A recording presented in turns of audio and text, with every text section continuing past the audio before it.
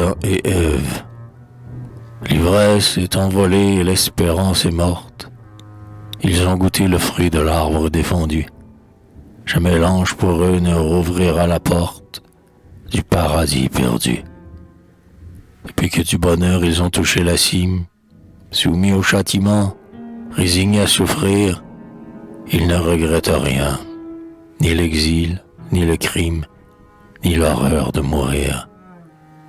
La faim, la soif n'ont rien dont le cœur se désole, ni le soleil de feu, ni le désert géant. Qu'importe, ils ont l'amour, de tout il les console, et le reste est néant. Car l'amour, engendrant volupté et torture, n'était pas dans l'Éden aux vertus condamnées. Il fallait, pour qu'il fût connu des créatures, que le crime fût né. C'est sur le désespoir que fleurit l'espérance, pour que leur eût devint l'amour prodigieux. Il fallait aux humains le remords, la souffrance et les pleurs dans les yeux.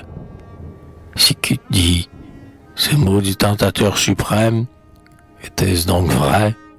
Le mal nous a divinisés.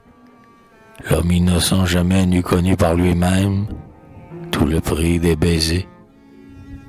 Il change notre bouche en exquise blessure, par où coule à longs traits le sang des cœurs maudits, nous rendant chaque jour, mortelle nourriture, le fruit du paradis.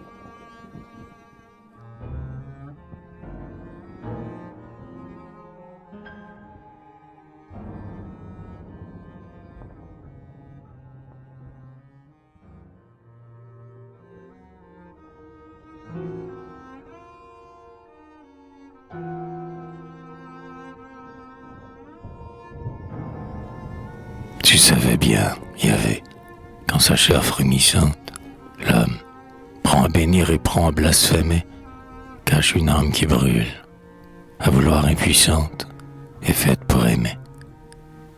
Tu mets près de la lèvre un fruit qui la désire. Tu dis, c'est le plaisir, n'y touchez pas. Pourquoi?